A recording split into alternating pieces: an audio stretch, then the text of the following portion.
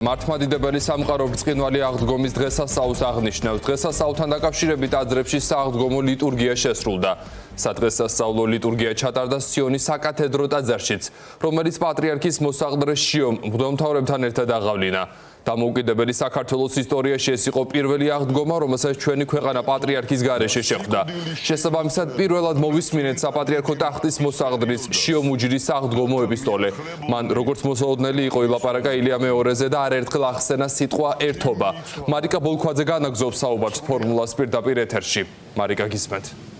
დიახ, გიორგი, აღდგომის ღამეს სიონის საპატრიარქო ტაძარში, სწორედ იქ, სადაც სრულიად საქართველოს კათალიკოს პატრიარქი უწმინდესი და უნეტარესი ილია მეორე განისვენებს, ძალიან ბევრი მორწმუნე სასულიერო პირი იყო შეკრებილი, სწორედ ამ სიონის საპატრიარქო ტაძარში მოისმინეს მათ პატრიარქის საპატრიარქო თანამოსაყდრის სენაკისა და ჩხოროწყუს მიტროპოლიტ შიოს ეპისტოლე ძირითადად და შეიძლება ითქვას, რომ მთლიანად ეხებოდა სრულიად საქართველოს კათალიკოს პატრიარქ ილია მეორის ღვაწლს ქართული ერის წინაშე, ქართული ერის გაერთიანების, რელიგიაზე მოქცევის საკითხში მიტროპოლიტმა შიო მუჯირმა აგრეთვე გაიხსენა პატრიარქის გარდაცვალების შემდგომ დღეები და ისაუბრა მნიშვნელოვან და დიდ ერთიანობაზე, რომელიც პატრიარქის გარდაცვალების შემდგომაც არ შეწყვეტილა, გაიხსენა კიდევ ერთხელ ის ხალხის უწყვეტი ნაკადი და ერთიანობა, რომელიც ჯერ სამების საკათედრო ტაძარში, შემდგომ კი სიონის საპატრიარქო ტაძარში ვიხილეთ. ძალიან ბევრი მორწმუნე იყო შეკრებილი ადგილზე, როგორც გითხარით, ისინი ჩვენთან საუბრისასაც აღნიშნავენ იმ დიდ მნიშვნელოვან ისტორიულ ღვაწლს, რომელიც ილია მეორეს მიუძღვის ქართული ერის გაერთიანების საკითხში. დევნილი, დაკნინებული, შევიწროებული მემკვიდრეობა ჩაიბარა და დაგვიტოვა აღშენებული ეკლესია, რომელიც დღეს უმნიშვნელოვანეს როლს ასრულებს ქვეყნის საზოგადოების ცხოვრებაში. მისი მამამთავრული სიბრძნე მოგვაგონებდა მოსეს, რომლის მსგავსად განსაცდელთა ჟამს ერთგვარ ბეწვის ხიდზე მიუწყოდა ერს, ამხნევებდა დაცემულს, აერთიანებდა გამბნეულს და უფლისკენ მოაქცევდა მათ გულებს. მისი სიტყვა და ლოცვა იყო ის სვეტი, რომელმაც ერს გზა უჩვენა სულიერი ტყვეობიდან გამოსვლისას. უწმინდესი პატრიარქი თითქოს გარდაცვალების შემდეგაც განაგრძობს ერის მოქცევას, გაერთიანებას, ქადაგებას. თამამად შეგვიძლია ვთქვათ, რომ კათალიკოს პატრიარქმა ილია მეორემ თავის წინამორბედ პატრიარქთა კვალდაკვალ სვლით და ღვთივსათნო საქმეთა აღსრულებით ახალი სიცოცხლე შთაბერა საქართველოს მართლმადიდებელ ეკლესიას.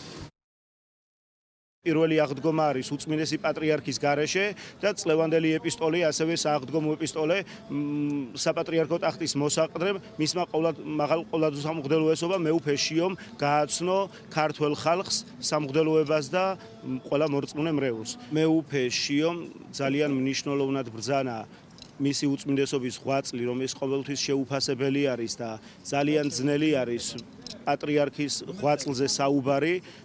პირდაპირ გეტყვით, რომ ჰომეროსის ენა უნდა კონდეს ადამიანს, რომ უწმინდესი პატრიარქის ღვაწლი შეაფასოს. რა თქმა უნდა, სამწუხარო არის და მიუსამძიმრა კიდევ ერთხელ თავის ეპისტოლეში ქართველ საზოგადოებას, მთელს ხალხს, მეუფე შიომ და აღდგომის დღესასწაულის მსასუებელმა, რა თქმა უნდა, ხალხს ქრისტეს აღდგომა მიულოცა. ცოტა სევდიანი აღდგომა არის, მინდა რომ აღვნიშნო ეს მომენტი, რომ ისეთი ბრწყინვალე სიხარული თან არის და თან რაღაც ზედა დაყვება და ძალიან დიდი ადამიანი დავკარგეთ, მაგრამ ჩვენზე ილოცებს იმ ქვეყნიდან მე ამისი ძალიან ჯერა და მგონია რომ გამთლიანდებით. დიახ, ახლა მთავარ საკითხად რჩება, ვინ იქნება შემდეგი კათალიკოს პატრიარქი, ვინ გააგრძელებს უწმინდესისა და უნეტარესის გზას. სავარაუდოდ აპრილის ბოლო კვირას გაიმართება სინოდის შემდეგი სხდომა, რომელსაც 13 წლიანი წყვეტის შემდეგ მიტროპოლიტი აბრაამი დაესწრება, ის დასავლეთ ევროპის მიტროპოლიტია და ამ სხდომაზე სავარაუდოდ 3 კანდიდატს გამოარჩევენ წმინდა სინოდის წევრები, რომელთაგანაც ერთი შემდგომში სრულიად საქართველოს კათალიკოს პატრიარქი გახდება. ის სინოდის ეს სხდომა გაიმართება სიონის სამების საკათედრო ტაძარში, მას აგრეთვე სხვა სასულიერო პირებიც დაესწრებიან, მათ შორის იქნებიან ეპისკოპოსებიც.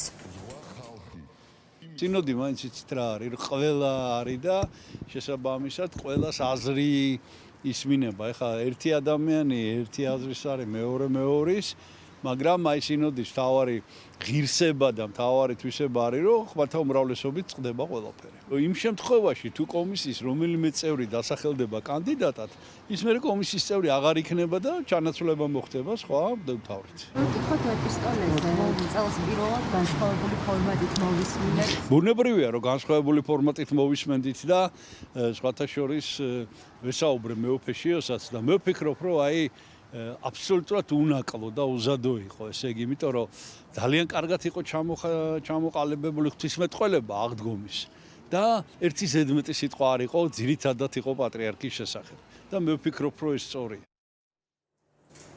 დიახ, სინოდის პირველი სხდომა რამდენიმე კვირის წინ გაიმართა, ეს იყო ტექნიკური საკითხების გადასაწყვეტი სხდომა. შემდეგი სხდომა ჩანიშნული იყო 24 აპრილისთვის, თუმცა რამდენადაც ჩვენთვის ცნობილი ხდება, ეს თარიღი სავარაუდოდ შეიცვლება და საპატრიარქო საზოგადოებასთან ურთიერთობის სამსახური ცოტა ხანში დააზუსტებს კონკრეტულ თარიღს, თუ როდის ჩაინიშნება სინოდის შემდეგი სხდომა.